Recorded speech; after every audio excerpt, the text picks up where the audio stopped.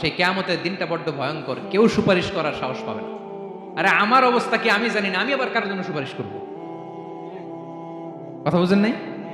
আমার কি হবে আমি জানি, তা আমি আরেকজনের নিয়ে টেনশন করার সুযোগ কোথায়? ইয়া নাফসি ইয়া নাফসি, আল্লাহ আমারে বাঁচাও আমারে বাঁচাও আমারে বাঁচাও।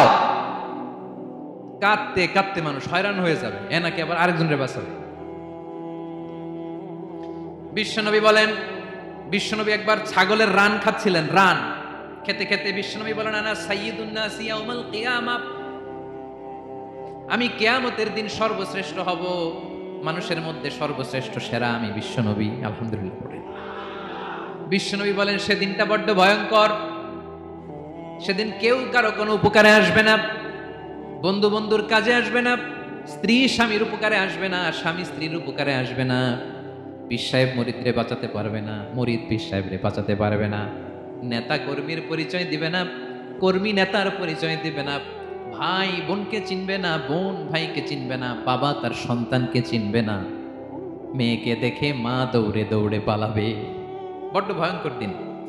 বিশ্বনবী বলবেন, জমিনটা এখনকার মতো থাকবে না, পুরো জমিনটা সমান হয়ে যাবে, ফ্ল্যাট। এখন তো গোল, তখন ফ্ল্যাট। সবাই এক জমিনের উপরে দাঁড়াবে, সূর্যটা মাথার কাছে চলে আসবে, সূর্যের গরমে মানুষের মাথার মগজ গলে গলে কানের ছিদ্র নাকের ছিদ্র দিয়ে বেয়ে বেয়ে পড়বে। আহ, সবাই হয়রান পেরেশান ক্লান্ত শ্রান্ত। মানুষগুলো বলবে বাঁচার কোনো উপায় নাই। 50,000 বছর মানুষ এরকম দৌড়াবে, চিৎকার করবে, কাঁদবে, বাঁচার কোনো উপায় নাই। সবাই বলবে, আহ, আল্লাহ যদি বিচারটা শুরু করতো, যা হবার হবে, আগে বিচার শুরু করুন। বিচারই শুরু হয় না, বিচার শুরু হইতেই 50,000 বছর। আল্লাহ, 50,000 বছর, 5,000, 15,000 না, 50,000 বছর এরকম যাবে। মানুষগুলো কাঁদতে কাঁদতে বলবে, চলো আমরা আদম আলাইহিস সালামের কাছে যাই, যেন আল্লাহরে যে সুপারিশ করে, আল্লাহ আপনি বিচার শুরু করেন।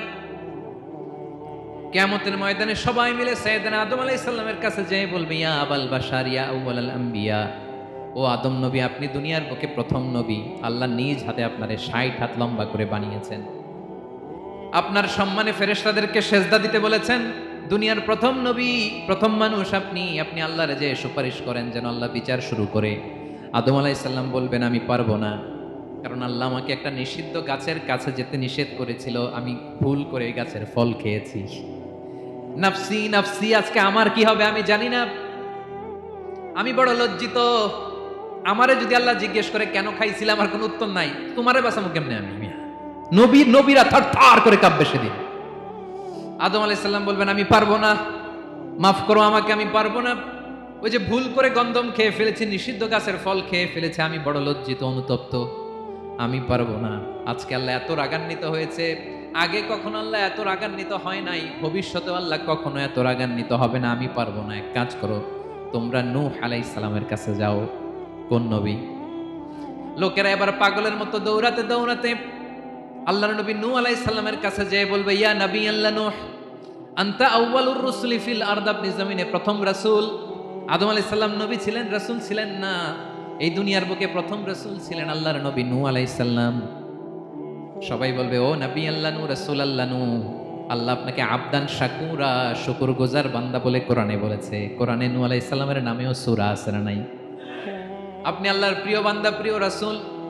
দেখেন আমাদের কি দশা, ঘামতে ঘামতে শেষ, জমিনটা তামার জমিন, সূর্যটা মাথার কাছে, কি করবো আর পারি না, ঘামতে ঘামতে আর কত ঘামবো, কত দাঁড়িয়ে থাকবো। আল্লাহরে যে বলেন বিচার যেন শুরু করে। নূহ আলাইহিস সালাম বলবেন, আমিও পারবো না, আমিও পারবো না, আমি আমার ছেলের জন্য এক কথা বলে ভুল করে ফেলছি। যখন মহাপ্লাবন হবে আমি বললাম, আল্লাহ আমার কলিজার টুকরা সন্তান রে বাঁচান। আল্লাহ বললেন, ও নূহ, সে তোমার সন্তান না, কারণ সে ঈমান আনে নাই, সে পাহাড়ের উপর দাঁড়িয়েছে, দেখি কেমনে সে বাঁচে। ওই যে আমি একটা না বুঝে আবদার করেছি, আল্লাহ আমার উপর রেগে গিয়েছিলেন। আজকে আল্লাহ ওই ব্যাপারে যদি আমারে প্রশ্ন করে, আমার কোনো জবাব নাই, আমি পারবো না, মাফ করো। তোমরা সবাই মিলে আল্লাহর খালিল ইব্রাহিম আলাইহিস সালামের কাছে যাও। লোকগুলো পাগলের মতো খুঁজতে আরম্ভ করবে, অযুত লক্ষ নিযুত কোটি মানুষের ভিড়ে আল্লাহর খালিল ইব্রাহিমকে যেয়ে বলবে, ইয়া খালিলুল্লাহ, ও আল্লাহর খালিল, আল্লাহ আপনাকে বড্ড ভালোবেসেছেন, আপনি কাবা বানিয়েছেন, আল্লাহ আপনাকে বড্ড পছন্দ করেন। দেখেন আমাদের কি অবস্থা, আপনি যে আল্লাহর কাছে সুপারিশ করেন যেন আল্লাহ আজকে বিচার শুরু করে।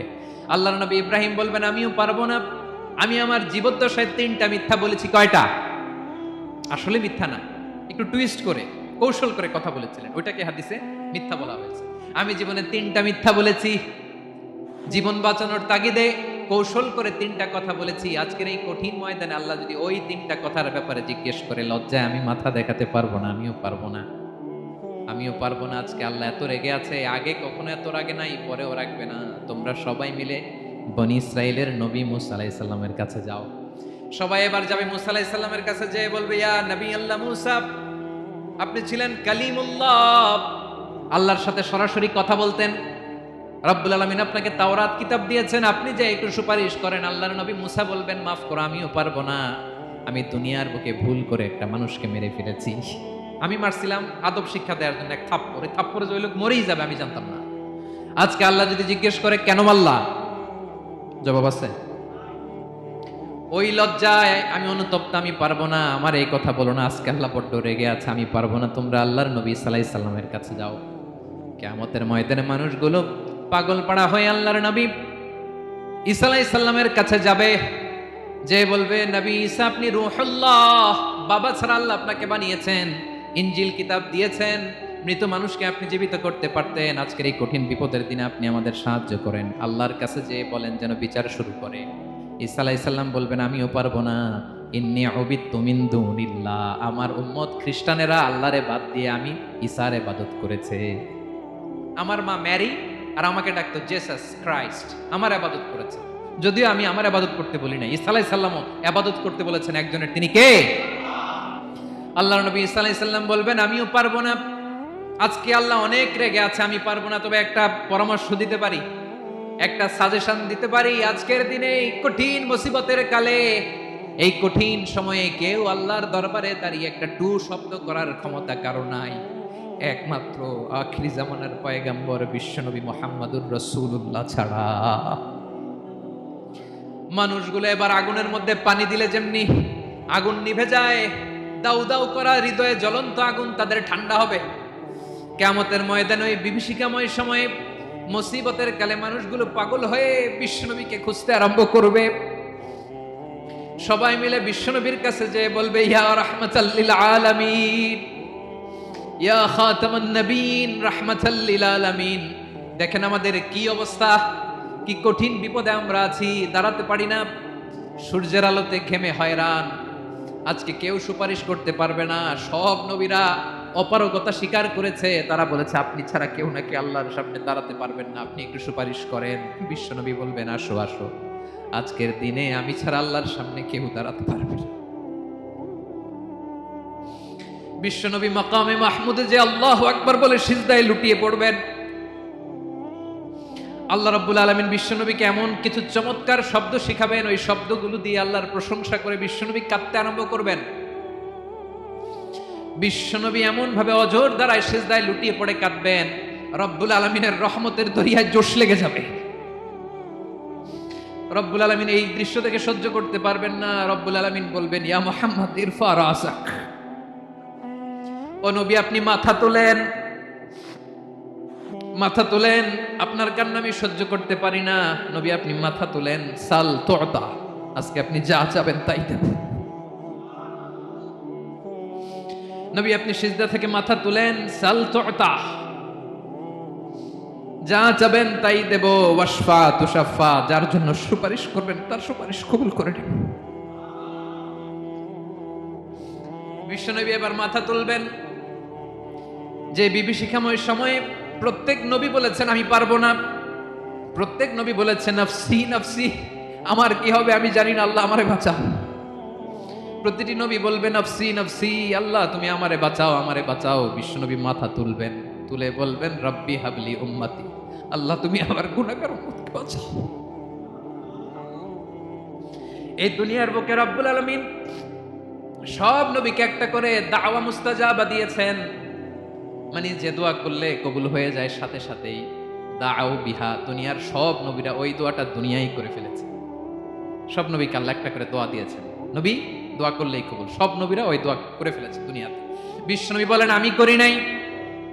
ওয়া ইন্নী আখতাবিউ দাওয়াতি শাফাআতান লি উম্মতি ইয়াউমাল কিয়ামাহ, আমার ওই স্পেশাল দোয়াটা আমি দুনিয়ার বুকে কঠিন বিপদে পড়েও কোনোদিন করি নাই। আমি আমার স্পেশাল দোয়াটা কিয়ামতের দিন আমার গুনাহগার উম্মতকে সুপারিশের জন্য রেখে দিয়েছি।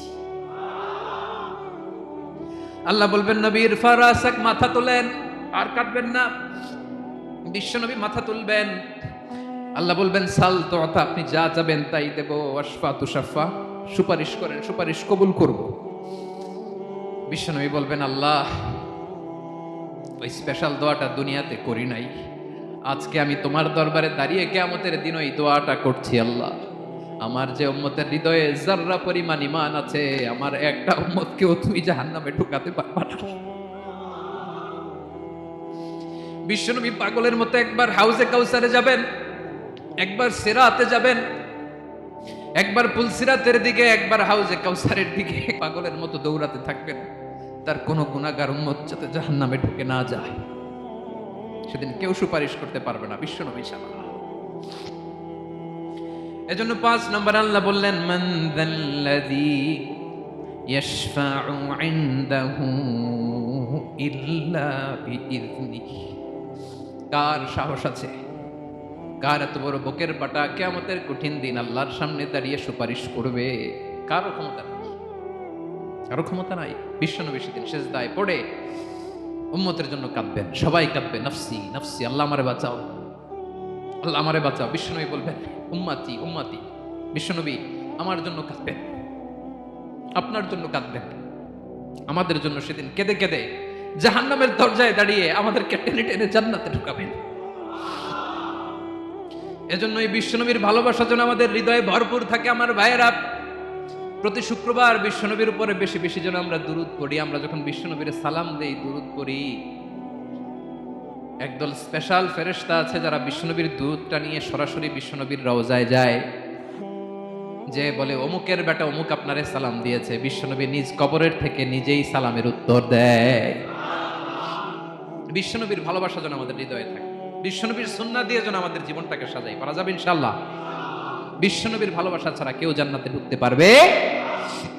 বিশ্বনবীর পক্ষে আমরা বলবো, বিশ্বনবীর পক্ষে আমরা লিখবো, বিশ্বনবীর জন্য আমরা আমাদের কলিজার রক্ত বিলিয়ে দিব, ঠিক কিনা বলেন?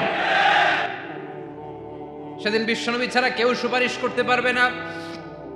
5 নম্বর আল্লাহ বললেন, মান যাল্লাযী ইয়াশফাউ ইনদাহু ইল্লা বিইযনি। কে আছে সুপারিশ করবে আল্লাহর সামনে? আর আপনি আপনার বাবার দরবারে যে সেজদা দেন, হ্যাঁ, ইব্রাহিম আলাইহিস সালাম থারথার করে কাঁপবে আর বলবে, নফসি নফসি, আল্লাহ আমারে বাঁচাও। মুসা আলাইহিস সালাম থারথার করে কাঁপবে, আল্লাহ নফসি নফসি, আমারে বাঁচাও। আর আপনি পীরের দরবারে যে সেজদা দেন, কোথায় আছেন আপনি? খবরদার, কেউ বাঁচাতে পারবে না। যাকে ইল্লা, আল্লাহ যাকে অনুমতি দেন, বিশ্বনবীকে দিবেন, নবীদেরকে দিবেন, এরপরে আল্লাহ তার স্পেশাল ওয়ালিদেরকে, মুত্তাকিনদেরকে, শহীদদেরকে, সিলেক্টেড বান্দাদেরকে দিবেন। কিন্তু কাকে দিবেন, কার জন্য দিবেন, দুনিয়ার কেউ জানে না একজন ছাড়া, তিনি কে?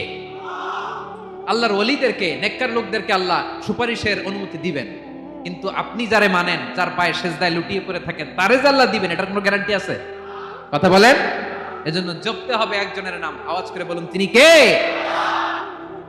আয়াতুল কুরসির 5 নাম্বার কথা হচ্ছে, সেদিন কেউ কারো উপকারে আসবে না, সুপারিশ করার সুযোগ পাবে না, আল্লাহ যাকে অনুমতি দেয় তিনি ছাড়া। কয়টা গেল? 6 নাম্বার আল্লাহ বললেন, ইয়ালামু মা বাইনা আইদিহিম ওয়া মা খালফাহুম। তোমাদের সামনে, তোমাদের পেছনে যখন যেটাই ঘটুক না, জানে কে? আওয়াজ করে বলুন, কেউ যেটা জানে না, জানে কে? কেউ যেটা দেখে না, দেখে কে? কেউ যেটা শোনে না, শোনে কে? ইয়ালামু মা বাইনা আইদিহিম ওয়া মা, দৃষ্টিগোচর, দৃষ্টির বাইরে যা ঘটে কে জানে? তবে ঘরের ভিতরে ঢুকে জানালা বন্ধ করে লাইট অফ করে যদি আমরা কিছু করি, ওইটা আর আল্লাহ জানে না। হ্যাঁ, জানে? ওইটাও জানে। যত কালো পর্দা লাগায়া লাইট বন্ধ করে একা একা পাপ করেন, দেখে কে? এজন্য অন্ধকারে পাপ করলেও সেখানেও আল্লাহর দৃষ্টি আছে না নাই? আলিমুল গায়বি ওয়াশ শাহাদা, দৃশ্য অদৃশ্য সব জানেন, সব। আল্লাহ বলেন, ওয়া আসিররু কাওলাকুম আও ইজহারু বিহি ইন্নাহু আলিমুম বিযাতিস সুদূর। প্রকাশ্যে করো কিংবা গোপনে করো, সব জানেন। এমনকি অন্তরে অন্তরে কি ভাবো তাও জানেন। মুখে গালি দেন নাই, মনে মনে গালি দিছেন, ওটা তো আল্লাহ জানে না? হ্যাঁ, আলিমুম বিযাতিস সুদূর, অন্তরে যা আছে ওইটাও ইয়ালামু খাইনাতাল আয়ুন ওয়া মা তুখফিস সুদূর। চোখ দিয়ে, অনেকে দেখবেন চোখ দিয়ে চোখ মারে,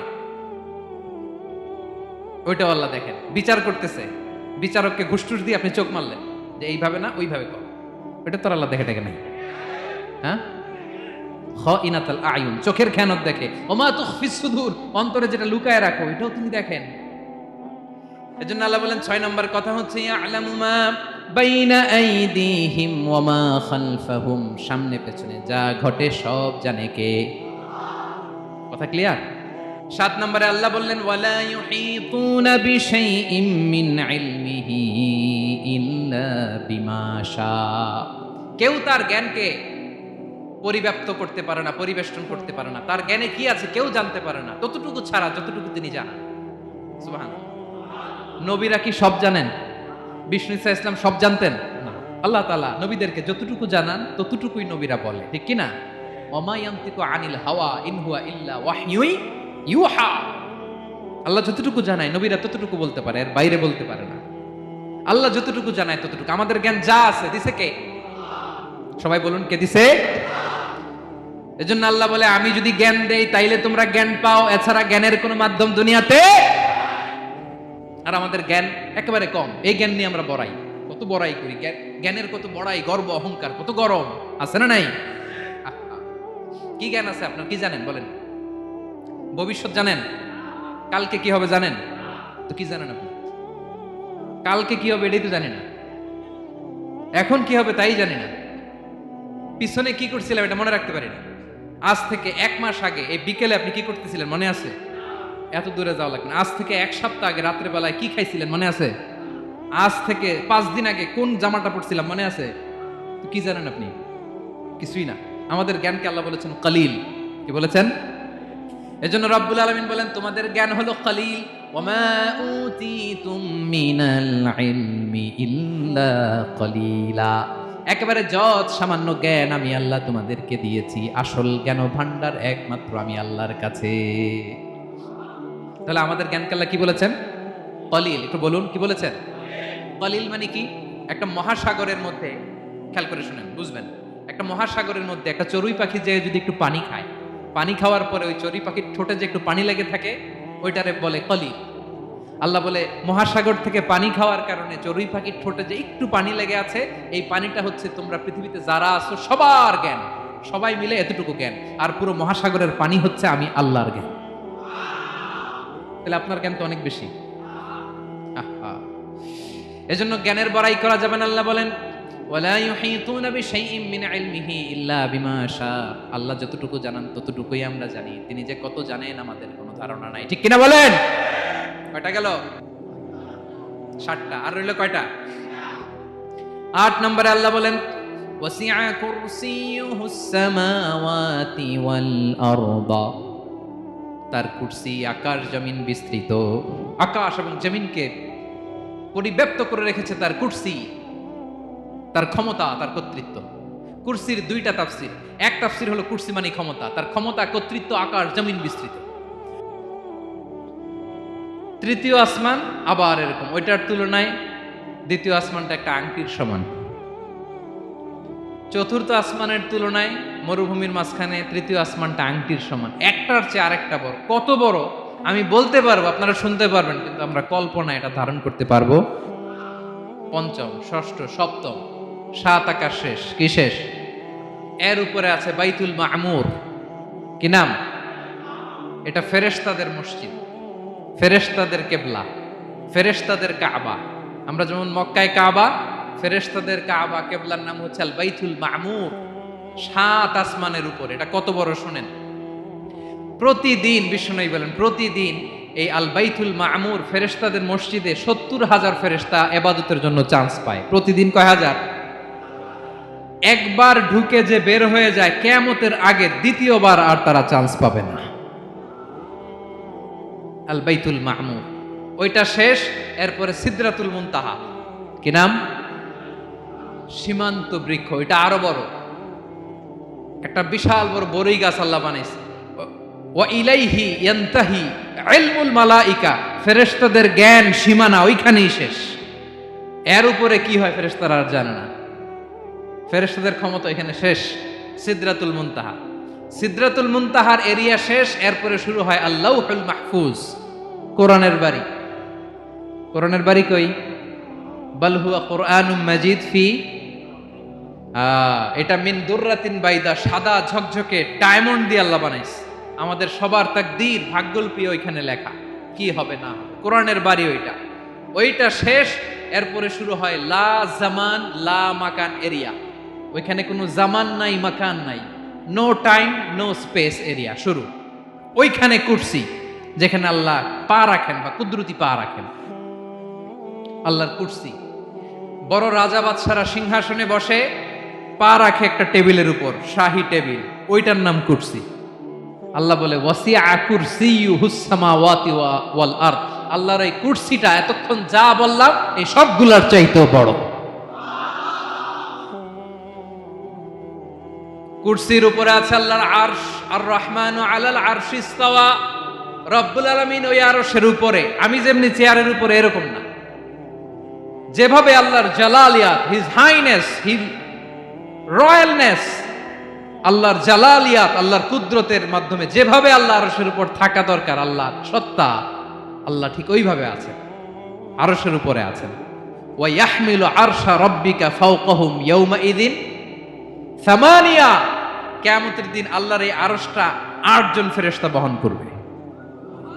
আরশ বহনের জন্য আল্লাহর ফেরেশতা লাগে না, কোনো কাজের জন্যই আল্লাহর ফেরেশতা লাগে না। আল্লাহ বলে কুন ফায়াকুন, হয়ে যায়। তারপরে আল্লাহ নিয়োজিত রেখেছেন। সেদিন কিয়ামতের দিন আল্লাহর আরশটা বহন করবে কয়জন ফেরেশতা? এদের সাইজ কত বড়? হ্যাঁ, শুনতে মনে চায়? বিশ্বনবী বলেন ইন্না মা বাইনা শাহমাতি উযুনিহি ইলা আতিকিহি মাসিরাতু ৭০০ সানা। বিশ্বনবী বলেন ওই ফেরেশতার সাইজ আমি দেখে এসেছি কত বড়। শোনো, যারা আল্লাহর আরশ বহন করবে, পুরো সাইজ বলা যাবে না। বিশ্বনবী বলেন ওই ফেরেশতার কানের লতি থেকে কাঁধ বরাবর। আপনার কানের লতি থেকে কাঁধ কতটুকু হবে? ৪ আঙ্গুল ৫ আঙ্গুল। বিশ্বনবী বলেন যে ৮ জন ফেরেশতা কিয়ামতের দিন আল্লাহর আরশের পায়া ধরে থাকবে, ওই ফেরেশতাগুলোর কানের লতি থেকে কাঁধ বরাবর আসতে সবচেয়ে দ্রুতগামী যানবাহন, পৃথিবীতে সবচেয়ে দ্রুত চলে আলোর ফোটন। আলোর ফোটন ১ সেকেন্ডে চলে ৩ লক্ষ কিলোমিটার। কয় লক্ষ কিলোমিটার? ১ ঘন্টায়? ১ মিনিটে? কয় সেকেন্ডে? ১ সেকেন্ড কইতে তো ২ সেকেন্ড লাগে। ১ সেকেন্ডে আলোর ফোটন, আলোর কণা ছুটে ৩ লক্ষ কিলোমিটার বেগে। বিষ্ণুই বলেন এরকম যানবাহন দিয়ে, যেটা সেকেন্ডে ৩ লক্ষ কিলোমিটার বেগে ছুটে, এরকম দ্রুত যদি কেউ ছুটে, তাহলে ওই ফেরেশতার কানের লতি থেকে কাঁধ বরাবর আসতে ৭০০ বছর সময় লাগবে। এজন্য রব্বুল আলামিন বলেন ওয়াসিআ কুরসিয়ুহুস সামাওয়াতি ওয়াল আরদা। আল্লাহর কুরসিটা আকাশ জমিন সব চাপিয়ে যাবে। তাহলে আল্লাহ কত বড়! সুবহানাল্লাহ। সেজদায় যখন লুটিয়ে পড়েন, এটা ভাববেন, আয় রে কারে সেজদা দেই আমি? তিনি কি সুমহান, কি সুবিশাল! ওই রবের গোলাম আমি। আলহামদুলিল্লাহ পড়েন। ৯ নম্বরে আল্লাহ বলেন ওয়ালা ইয়াউদুহু হিফযুহুমা। এই বিশাল আকাশ জমিনকে রক্ষণাবেক্ষণ করতে যে আল্লাহ কঠিন কালেও ক্লান্ত হয় না। নাকি আমার আপনার মতো ক্লান্ত হয়? আল্লাহর ক্লান্তি আছে? শ্রান্তি আছে? বিশ্রাম আছে? বিরাম আছে? ঘুম, জিমানি? সুবহানাল্লাহ পড়েন। আল্লাহ বলে ওয়ালা ইয়াউদুহু হিফযুহুমা। এগুলোকে রক্ষণাবেক্ষণ করতে আল্লাহ ক্লান্ত হয়ে পড়েন না। ৯ নম্বরে বললেন আল্লাহর কোনো ক্লান্তি নাই, সব কিন্তু দেখভাল করেন, প্রতি মুহূর্তে প্রতি সেকেন্ডে যার যেটা লাগে করেন। এই পুরো বসুন্ধরা, পৃথিবী, মহাবিশ্ব যেভাবে চলা দরকার সৃষ্টির পর থেকে আজও চলছে। চালায় কে? ইঞ্জিনিয়ারটা কে? আসল কারিগরটা কে? ৯ নাম্বার চলে গেল, আল্লাহ ক্লান্ত হন না। আর বাকি রইল কয়টা?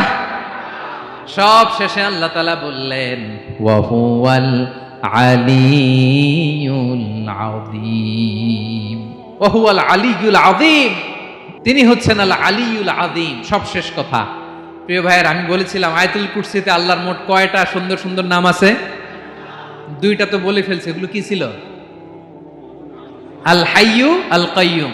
এবার সব শেষে 3 আর 4 নাম্বারটা আসছে, এটা কি? একটা আল আলী আর একটা আজিম। 3 নাম্বারটা হচ্ছে আল আলী, 4 নাম্বারটা আজিম। আল আলী মানে হচ্ছে সর্বোচ্চ, দ্য গ্রেটেস্ট, দ্য হাইয়েস্ট। তার উপরে কেউ আছে? ঊর্ধ্ব জগতের যে বর্ণনা দিছি, কি বুঝলেন? আল্লাহর উপরে কেউ আছে? এজন্য তিনি হচ্ছেন আল আলী, সবচেয়ে উপরে, সর্বোচ্চ, দ্য হাইয়েস্ট। তার উপরে কেউ। এজন্য আল্লাহ বলেন সাব্বিহ ইসমা রাব্বিকাল আ'লা। আল আলিয়ার আল আ'লা কাছাকাছি অর্থ, প্রশংসা করো ওই আল্লাহর যিনি হলেন আ'লা, সবচেয়ে বড়। তার চেয়ে বড় কেউ আছে নাকি? তার উপরে কেউ আছে নাকি? আল আ'লা। এজন্য আমরা যখন সিজদায় লুটিয়ে পড়ি, আমরা যখন সবচেয়ে নিচে যাই, আমরা বলি আল্লাহ তুমি সবচেয়ে উপরে। আমরা যখন সিজদায় যাই, আমরা তখন সবচেয়ে কি? নিচে, তাই না? এর চেয়ে নিচে আর মানুষের সবচাইতে দামি অঙ্গ, কপালটারে মাটিতে ঘষি, আমি সবচেয়ে নিচে, আর আমি বলি সুবহানা রাব্বিয়াল আহা, সুবহানা রাব্বিয়াল আ'লা। আল্লাহ তুমি সবচেয়ে উপরে, আমি সবচেয়ে নিচে, কিন্তু তুমি সবচেয়ে উপরে। সুবহানাল্লাহ পড়ে। আল্লাহ বলে আমি হলাম আল আলী। 4 নম্বরে আমি হলাম আল আযীম, হাইয়ু কাইয়ুম। শেষে বললেন আমি হলাম আল আলী, আমি হলাম আল আযীম। আযীম মানে সুমহান, দ্য সুপ্রিম। সুপ্রিম। আল্লাহর সবকিছু চরম পর্যায়ের। তার সবকিছু কি? আল্লাহর শাস্তি চরম পর্যায়ের, আল্লাহর দয়া পরম পর্যায়ের, তার সৃষ্টি প্রকাণ্ড, তার ক্ষমতা প্রচন্ড। তিনি আল আলী, আল আযীম। আওয়াজ করে পড়ুন আল্লাহু আকবার। আল্লাহ বলে আমি হলাম আল আলী, আমি হলাম আল আযীম, আমি হলাম সুমহান। আমার সবকিছু বড়, আমার শাস্তি বড়, আমার দয়াও বড়, মায়াও বড়। আমি যখন শাস্তি দেই, আমার শাস্তির মতো কেউ শাস্তি দিতে পারে না। আমি আল্লাহ সব সময় ধরি না, ধরলে ছাড়ি না। ঠিক কি না? ধরে ধরে ধরে না, ধরলে আল্লাহ সাবধান। যখন আযাব আসবে, গজব আসবে, পালাবার জায়গা খুঁজে পাওয়া যাবে। সামান্য ভূমিকম্প দিলে আমাদের অবস্থা কি হয় দেখেন তো? হ্যাঁ, সামান্য একটু ভূমিকম্প দিলে বাঁচার উপায় আছে? আল আযীম, ইন্না যালজালাতাস সাআতি শাইউন আযীম। কিয়ামতের সেই প্রকম্পনটা বড্ড ভয়ঙ্কর, বড্ড ভয়ঙ্কর। এজন্য আমরা সে আল্লাহর ইবাদত করি যিনি কখনো ঘুমান না, যিনি ক্লান্ত হন না, যার লয় নাই, যার কোনো ক্ষয় নাই, যিনি ছাড়া আমাদের বাঁচার কোনো উপায় নাই। ঠিক কিনা বলেন? 10 নাম্বার ক্লিয়ার? আলহামদুলিল্লাহ পড়েন। যা বললাম আমরা যেন আমল করতে পারি। তাহলে একটি আয়াতের তাফসীর শুনলাম। আয়াতটার নাম প্রত্যেক ফরজ নামাজের পরে পড়বেন, সকাল সন্ধ্যা পড়বেন, ওয়াজিফা হিসেবে মানবেন তো? কোন সূরায়? আয়াত নাম্বার? মোট কয়টা কথা? 1 নাম্বার, আল্লাহ ছাড়া কোনো ইলাহ নাই, তাকে ছাড়া কাউকে সেজদা দেব। 2 নাম্বার, তিনি আল হাইয়ুল কাইয়ুম, সব মরবে, তিনি মরবে। গোটা বিশ্ব তার কাছে ঠেকা, তিনি কারো কাছে ঠেকা। 3 নাম্বার, তার ঘুমও নাই, ঘুমের আগে যে ঝিমুনি আছে সেটাও। 4 নাম্বার, আকাশ জমিন এর মাঝে যা আছে সবকিছুর আসল মালিকানা কার? 5 নাম্বার, কিয়ামতের দিন যখন থারথার করে নবীরা কাঁপবে, তার অনুমতি ছাড়া কেউ আল্লাহর দরবারে দাঁড়িয়ে সুপারিশ করতে পারবে। 5 নাম্বার, আমাদের সামনে পেছনে উপরে নিচে প্রকাশ্যে গোপনে যা ঘটে কেউ দেখে না, দেখে কে? কেউ জানে না, জানে কে? আল্লাহর জ্ঞানের বাইরে নতুন করে কেউ জ্ঞান প্রডিউস করতে পারে না। তিনি যতটুকু জানায় ততটুকুই জানি, তিনি না জানালে জানানোর সাধ্য কারো। তার কুরসি, তার কর্তৃত্ব ক্ষমতা আকাশ জমিনকে বিস্তৃত করে আছে। ঠিক কিনা বলেন? কিন্তু মহাবিশ্বকে পরিচালনা করতে, রক্ষণাবেক্ষণ করতে তিনি খুব ক্লান্ত হয়ে যায় না? ক্লান্ত হয়? তিনি আল আলী, দ্য হাইয়েস্ট, সর্বোচ্চ, আল আযীম, দ্য সুপ্রিম। তার ক্ষমতার সামনে দাঁড়াবার ক্ষমতা কারো নাই। ঠিক কিনা বলেন? সে আল্লাহর গোলাম হতে পেরে আমরা খুশি না বেজার? আমরা যা করবো ওই আল্লাহর খুশি করার জন্য করব। যা করব আল্লাহর রাজি খুশির জন্য করব। মনের দুঃখ জ্বালা ফেসবুকে শেয়ার দেওয়ার আগে আমি শেয়ার দেব কার সাথে? পারবেন পারবেন? আল্লাহরে ভালো লাগে, আল্লাহরে মায়া লাগে, আল্লাহর কাছে চোখের পানি ছেড়ে কাঁদতে ভালো লাগে? আল্লাহর কাছে বলেন, ইদা সাআলতা ফাসআলিল্লাহ। বিষ্ণু বললেন, যখন চাইবে আল্লাহর কাছে চাইবে। ওই